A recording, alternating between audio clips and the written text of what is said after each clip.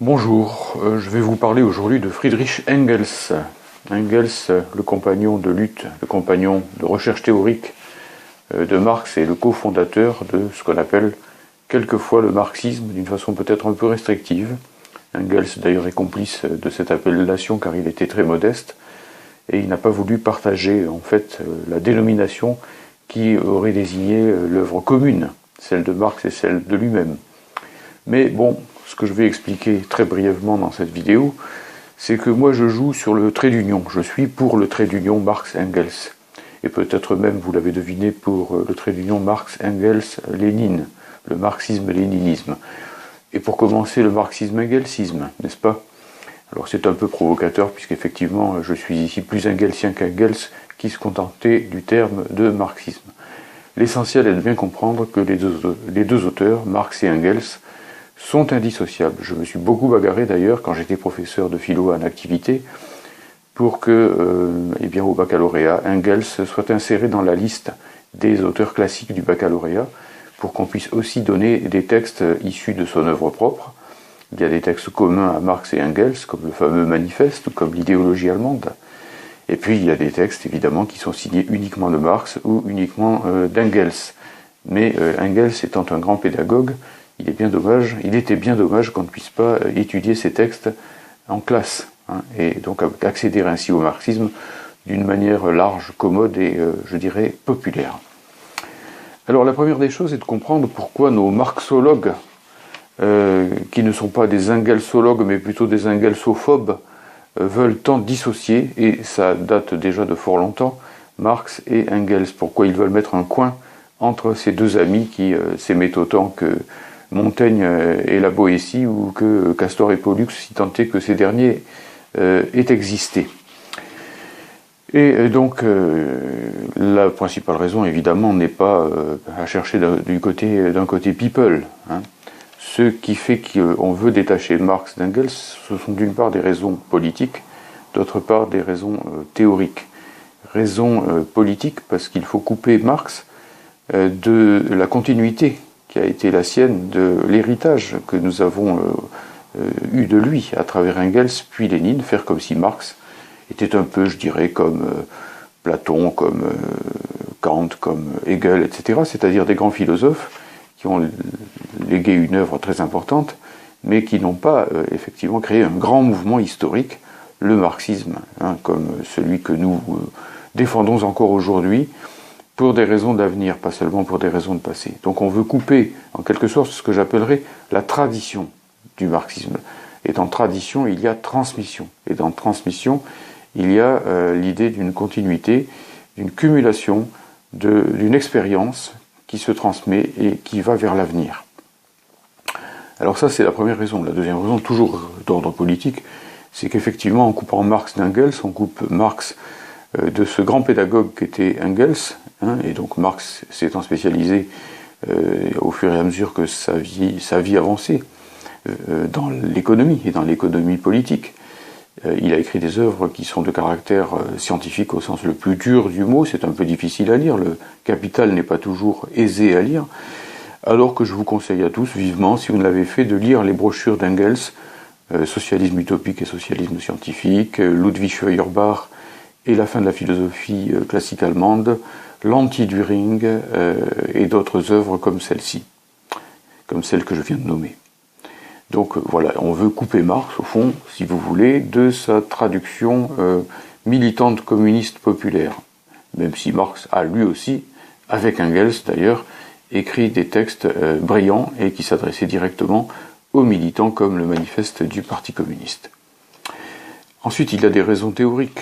Et les raisons théoriques, c'est que certains milieux marxologiques de l'université, notamment, veulent bien de Marx, mais pas de Marx-Engels, et surtout pas de Marx-Engels-Lénine.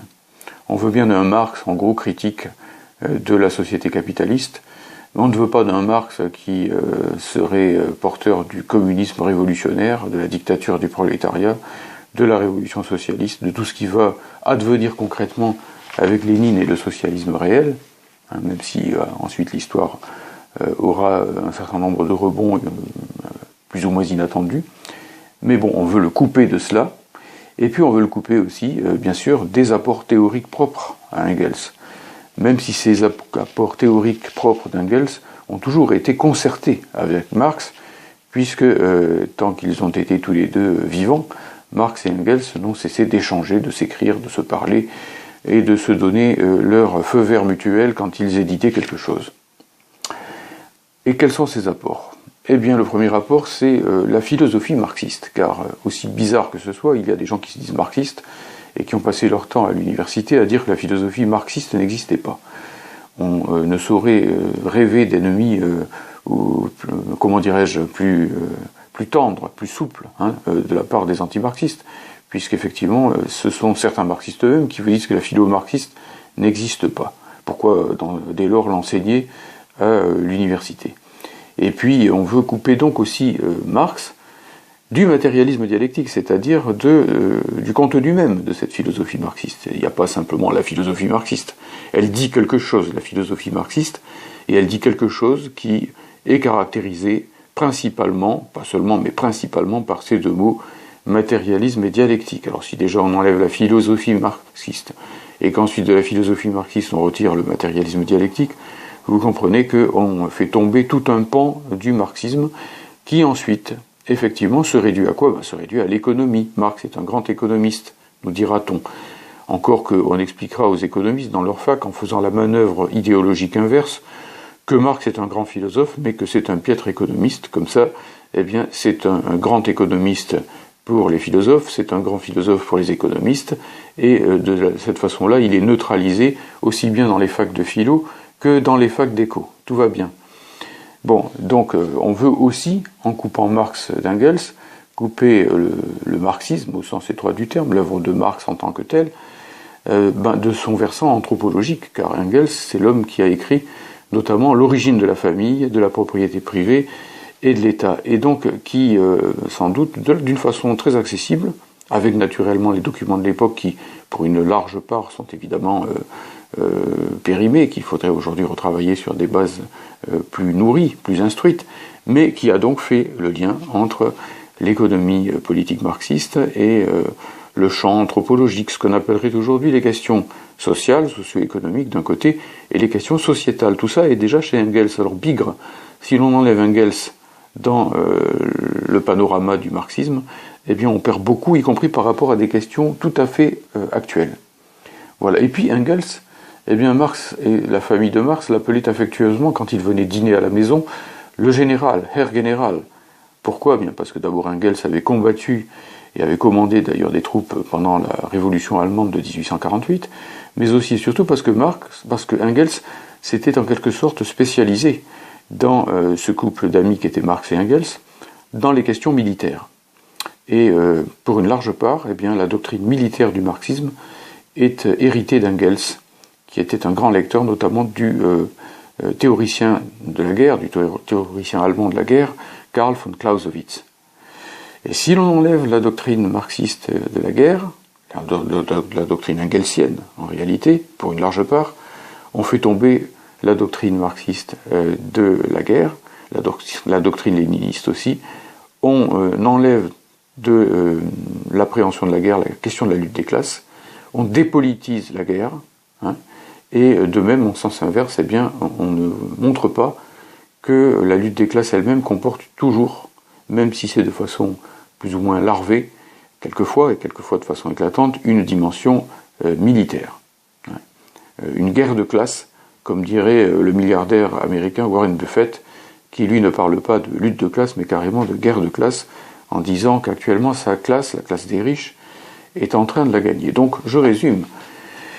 Si on enlève Engels dans le panorama, dans le paysage du marxisme, on fait tomber la philosophie marxiste pour une grande part, même si, bien sûr, Marx aussi a fait de la philosophie marxiste, bien évidemment, c'était un grand philosophe. On fait tomber le matérialisme dialectique, on fait tomber la dialectique de la nature, on fait tomber l'anthropologie marxiste, et l'on fait tomber en grande partie la doctrine marxiste, marx-engelsienne, si j'ose dire, de la guerre. Et on en a diablement besoin, justement, de cette doctrine, non pas pour faire la guerre, mais pour la combattre. Alors, donc, on va maintenant revenir un peu sur tout ça. La première des choses, c'est de constater que cette tentative permanente de dissocier Marx et Engels, post-mortem, a toujours échoué.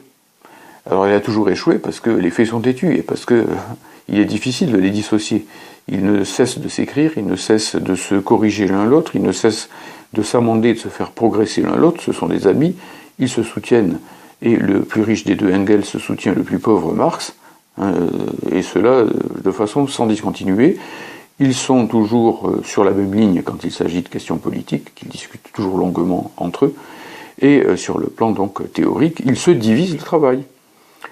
Ce n'est pas parce que Engels écrit plutôt à la fin de sa vie des textes philosophiques et Marx des textes économiques que Marx ne s'intéresse plus à la philo, alors que Marx au départ est un philosophe, et qu'Engels ne s'intéresse plus à l'économie, alors que paradoxalement au départ, c'est Engels qui attire l'attention de Marx sur l'économie dans un livre que tout le monde peut lire, qui s'appelle « La situation de la classe laborieuse en Angleterre ».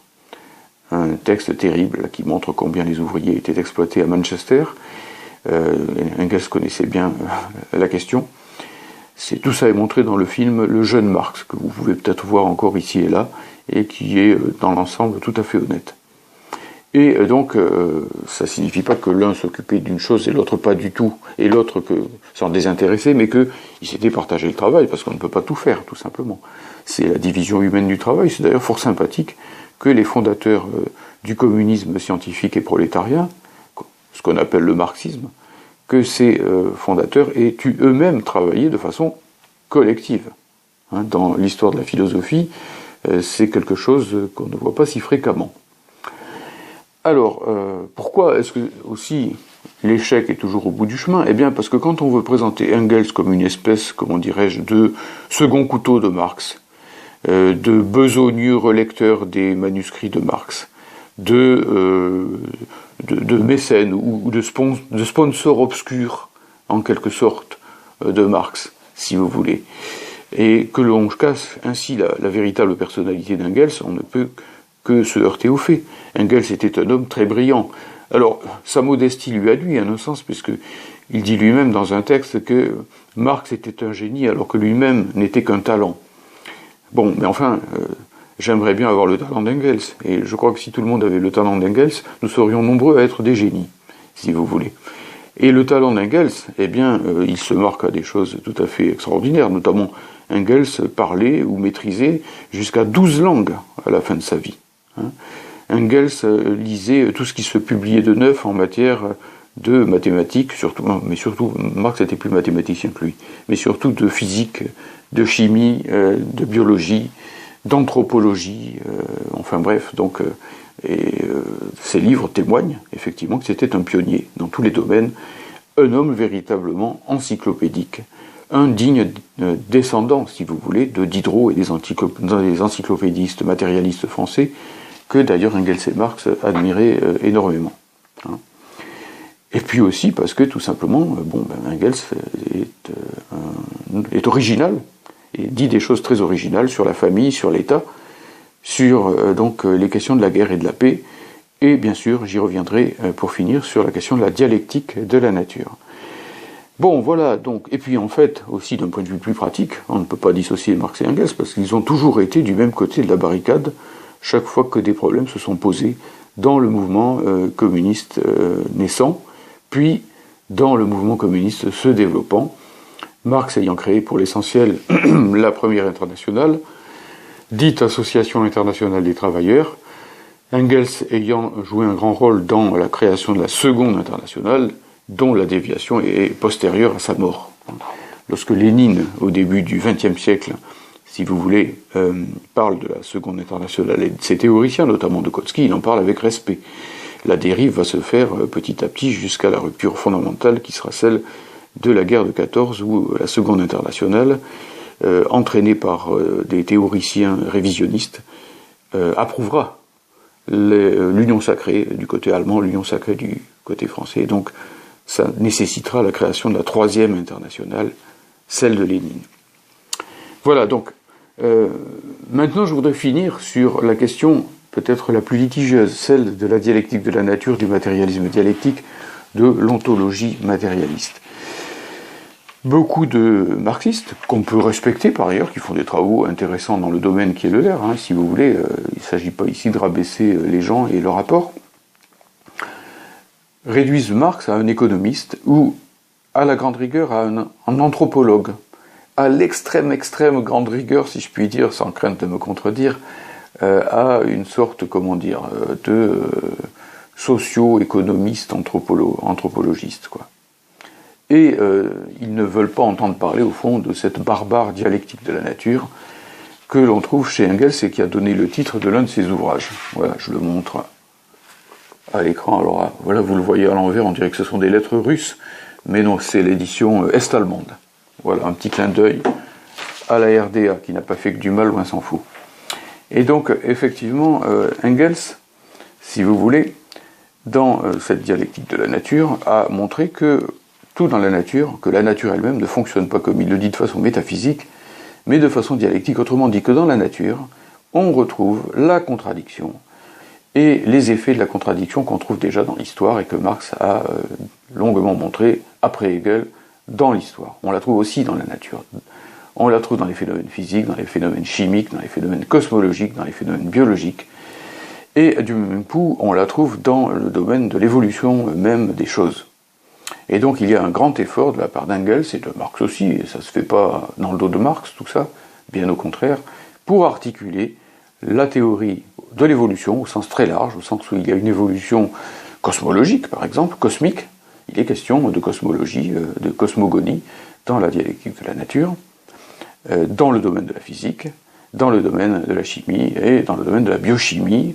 Engels est un des pionniers de ceux qui vont dire qu'il faut trouver le moyen d'articuler la chimie et la biologie pour repérer comment s'est formé l'être vivant et comment l'évolution de l'être inanimé, si vous voulez, physico-chimique, a pu donner naissance à l'évolution proprement dite, au sens étroit, l'évolution biologique, l'évolution des espèces. Marx et Engels, tous les deux, avec des nuances sur certains points, admiraient Darwin, hein, leur contemporain. Voilà. Alors, il me semble que tout ça, c'est tout à fait majeur. Ça serait stupide de la part des communistes, des progressistes modernes, que de se priver de cet apport, d'un point de vue théorique d'abord, d'un point de vue pratique ensuite, d'un point de vue théorique d'abord, parce que, si vous voulez, sans la dialectique de la nature, on ne peut pas comprendre le matérialisme historique, c'est-à-dire l'idée que dans l'histoire, eh bien, les phénomènes sont déterminés par le mode de production et par la dialectique, par le choc, si vous voulez, pour le dire vite, des rapports de production, appelons-les comme ça, des rapports de classe, pour simplifier, et des forces productives, c'est-à-dire l'évolution des techniques, l'évolution des outils, de l'outillage et de la force de travail qui va avec. Hein.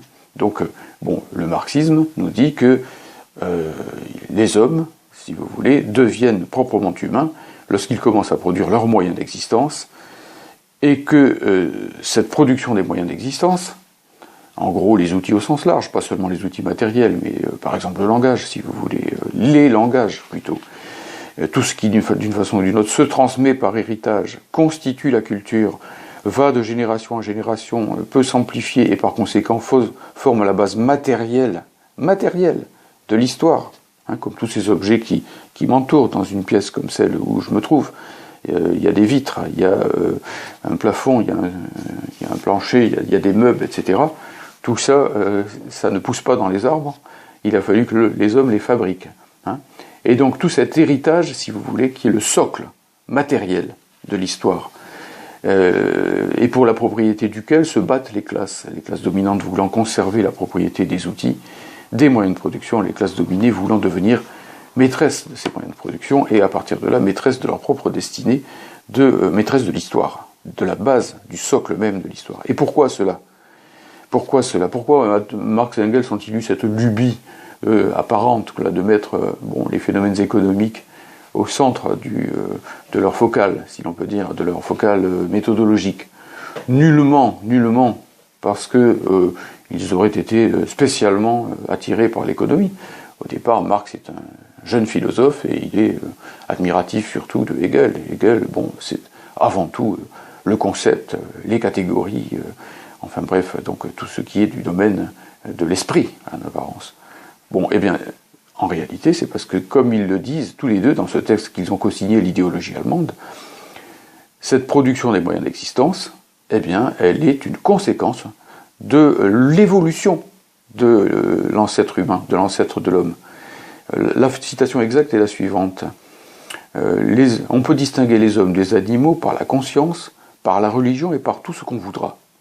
Eux-mêmes commencent à se distinguer des animaux quand ils commencent à produire leurs moyens d'existence, pas en avant, qui est la conséquence de leur organisation corporelle. En produisant leurs moyens de production, les hommes produisent indirectement leur vie matérielle elle-même. Fin de citation. Vous voyez bien, le mot important ici, c'est pas en avant.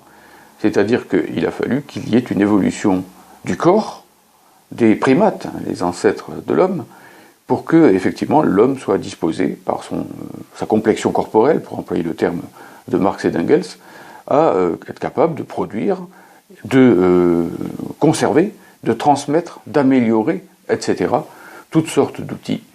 Et à partir de là, de sortir de simplement l'évolution des espèces, qui se fait fort lentement, tout au moins à l'échelle de l'histoire humaine, et d'entrer dans ce domaine de changements relativement rapides, qu'on appelle les changements historiques.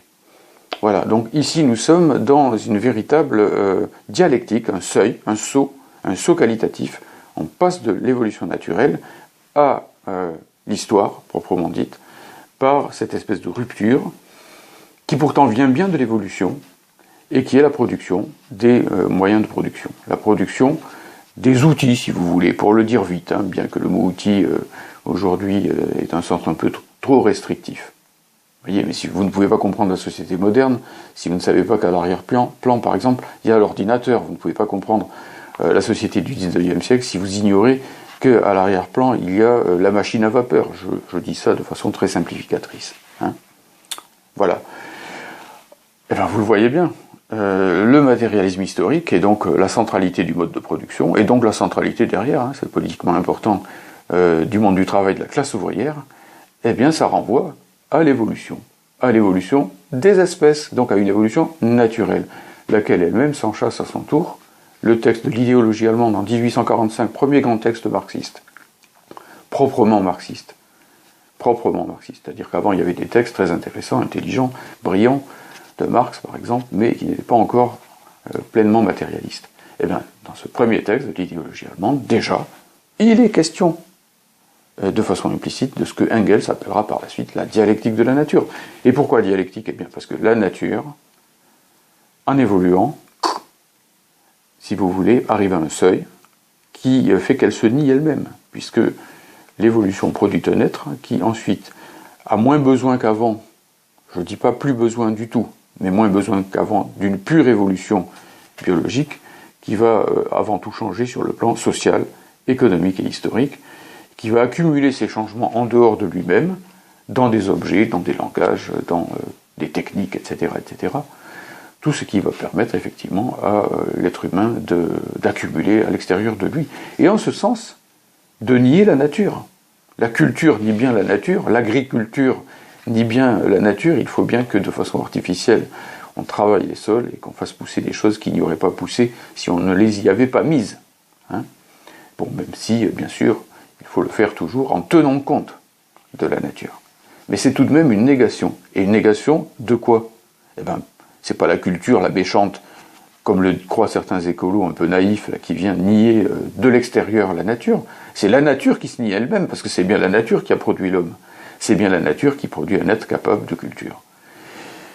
Alors, voilà, tout ça est extrêmement important, et d'un point de vue pratique et politique aussi. C'est-à-dire que si on veut aujourd'hui penser l'écologie, non pas comme un retour en arrière, un déni des forces productives, un déni de la science, un déni de la technique, etc., mais bel et bien comme un progrès, comme une avancée, eh bien, il faut aussi comprendre que la culture, parvenue à un certain seuil, comme aujourd'hui elle a enserré dans ses mailles toute la Terre, toute la biosphère, et que l'homme est partout, du pôle à l'équateur, etc., eh bien cette culture risque de se détruire elle-même, et d'autant plus qu'elle est aux mains des capitalistes, et non pas aux mains de l'ensemble de la société, et qu'elle n'est pas planifiée, mais qu'elle est livrée à l'anarchique économie de marché, ouverte sur le monde où la concurrence est libre et non faussée. Je viens de citer le traité de Maastricht. Et donc voilà, nous avons un double mouvement à faire. Premièrement, il faut que la culture, en quelque sorte, se niant elle-même, si l'on peut dire, réaffirme la nature. Réaffirme la nature, mais pas en revenant à la nature initiale, ce qui serait d'ailleurs impossible, mais en assumant dans la culture de la nature. On appellerait ça l'écologie, si vous voulez, mais pas l'écologie, évidemment, au sens des deep ecologistes, et des gens qui veulent revenir à la société, à une nature initiale où on marche à quatre pattes, en quelque sorte. Je cite implicitement Jean-Jacques Rousseau. Et de notre côté, au sein même de la société, eh bien, il faut que la culture nie la nature. Car dans une société capitaliste, la nature se venge. Elle est niée par la société capitaliste qui la détruit, qui la salope, qui la gaspille de mille façons. Mais elle-même, elle se venge, si l'on peut dire, car les rapports entre les hommes sont des rapports sauvages, barbares, de plus en plus barbares. Le capitalisme, par sa dynamique propre, conduit, et c'est une magnifique phrase d'Engels, terrible en même temps, à la barbarie. Socialisme ou barbarie, c'est une formulation d'Engels qui sera ensuite reprise par Rosa Luxembourg. Et il faut donc que cette nature dans la société soit combattue et soit surmontée. C'est une espèce d'entrecroisement, si l'on peut dire. Voilà, en quelque sorte. La nature donnant la culture qui la nie va donner, pour finir, une culture qui, ou bien se contrôlera elle-même, refera sa place à la nature, donnera à la nature une place qui sera une place cultivée, approchée par la science, approchée par les techniques, y compris non pas pour les massacrer la nature, mais là tout au contraire, pour la reproduire, et pour la reproduire de façon consciente. Autrement dit, la tâche de l'économie communiste future, ça sera aussi, pas seulement de produire des objets, mais aussi de reproduire, si scientifiquement et techniquement que possible, l'air, l'eau, la terre et l'énergie, les quatre éléments de l'Antiquité. Et inversement, effectivement, dans la nature, eh bien, la société doit triompher des aspects purement sauvages, naturels et encore animaux, qui sont les caractéristiques de la société capitaliste. Une société communiste, au fond, c'est une société pleinement civilisée, pleinement humaine, pleinement historique. Marx dit que dans une société communiste, on passe enfin de la préhistoire à l'histoire. Pour l'instant, on est encore tous dans la préhistoire. Voilà. Un dernier mot pour parler de la théorie engelsienne de la guerre. Donc Engels ne cesse de dire que voilà, il reprend la formule de Clausewitz, le grand auteur classique sur la guerre, prussien, général prussien, qui disait la guerre est la continuation de la politique par d'autres moyens. Eh bien, qu'à cela ne tienne, dit Engels, puisque la guerre est la continuation de la politique par d'autres moyens, eh bien, la guerre est la continuation de la lutte de classe par d'autres moyens, puisque quel est le contenu profond de la politique? C'est la lutte de classe. Donc voilà, la lutte de classe est le secret de la guerre, et derrière toute guerre, il faut savoir quelle est la classe qui la mène. Une guerre juste est une guerre, en gros, menée pour la libération des classes dominées, et une guerre injuste, une guerre qui est menée pour le maintien de l'exploitation de la domination. Voilà, si vous voulez, en grands termes. Or, dans la dernière période, surtout à l'époque de Gorbatchev, de la mutation du PCF, de Pierre Juquin, pour les anciens qui s'en souviennent, on nous a dit que cette doctrine d'Engels était dépassée. Et qu'à notre époque, comme on peut se détruire à coups de bombes atomiques, la guerre ne peut plus être la continuation de la politique par d'autres moyens, parce que comme elle ne ferait ni vainqueur ni vaincu, eh bien, elle n'aurait aucune signification politique. Mon œil, elle a une signification politique, et c'est la contre-révolution. Quand on est dans une situation comme celle de l'impérialisme contemporain, qui peut détruire l'humanité, et qui, avec des gens comme Trump ou comme bien d'autres, effectivement, prend les décisions les plus irresponsables qui soient, pas seulement militairement, mais aussi écologiquement, économiquement, viralement, si l'on peut dire, sanitairement, eh bien, on peut craindre effectivement l'anéantissement de l'humanité. Ça ne signifie pas que les capitalistes ont envie de s'anéantir, ils ont envie d'anéantir leurs adversaires, bien sûr, mais ils pourraient, anéantissant leurs adversaires, s'anéantir eux-mêmes. La preuve, c'est que Trump, qui nous disait que le Covid c'était de la rigolade, l'a attrapé lui-même, et que comme Boris Johnson, il en faillit en mourir. Il n'y a qu'une seule planète, et même les dominants, à force de la saloper, risquent fort d'y passer eux-mêmes. Mais est-ce que ça dépolitise pour autant la question de la guerre et de la paix? Nullement. Nullement. parce que ce chantage permanent à l'extermination de l'humanité que mène l'impérialisme américain en particulier depuis Hiroshima, depuis Nagasaki, on a les moyens de faire sauter la planète, si vous n'êtes pas sage, on le fera.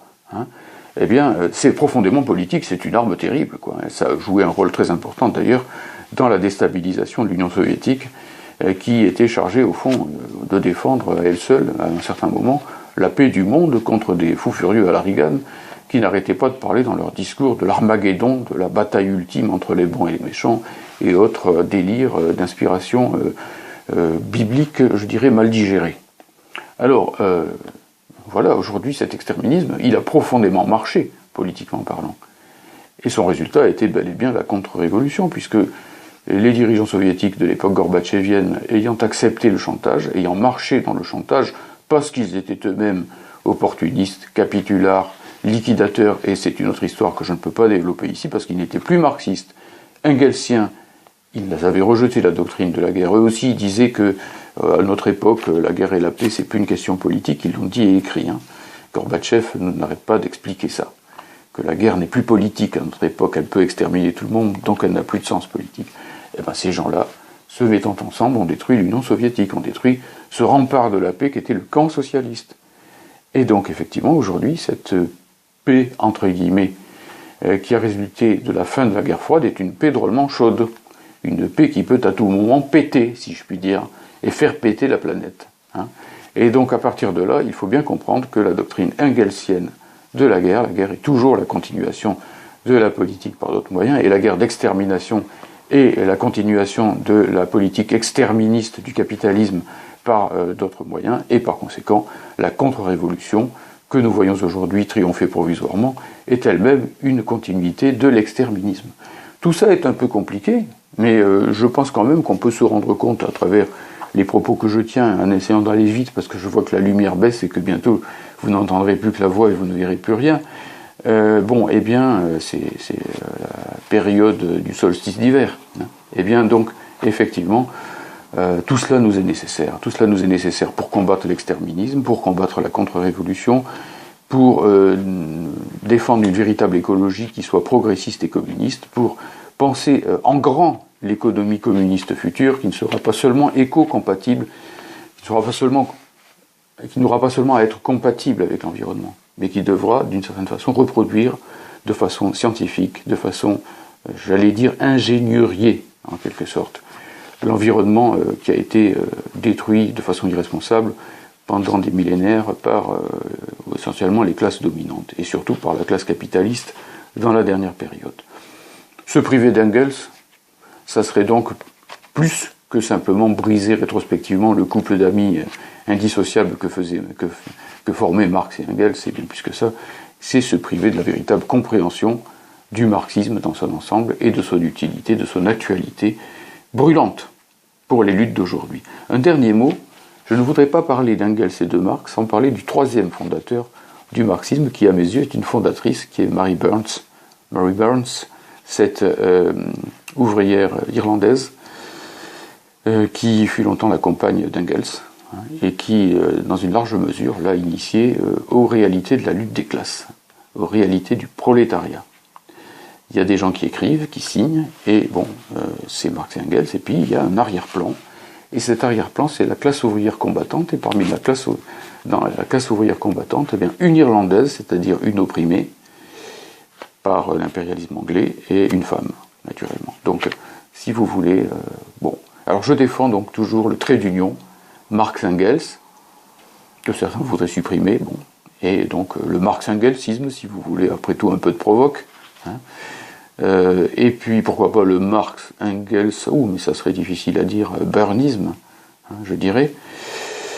Et puis, bien sûr, et surtout le marxisme-léninisme, si on veut simplifier un petit peu les choses, parce que vous comprenez bien que si on veut faire sauter le chaînon que Engels est entre Marx et Engels, c'est aussi pour couper Marx de Lénine, pour couper les révolutions de 1848 et de la Commune de la Révolution d'octobre, et pour faire un grand néant, un grand vide entre notre marxisme actuel et le marxisme du passé.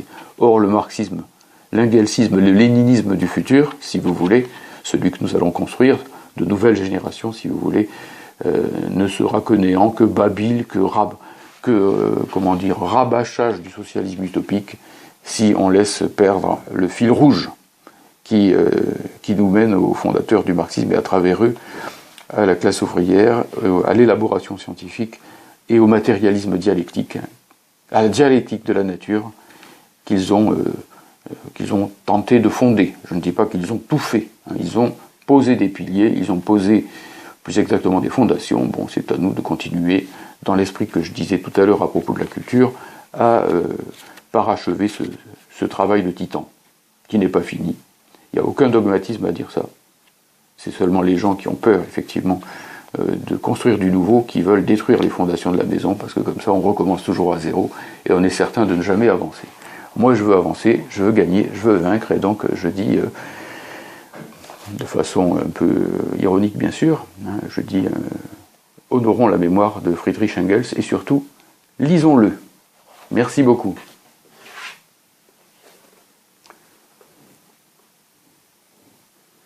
Dialectique der Natur. Bon, c'est à l'envers. Von Engels.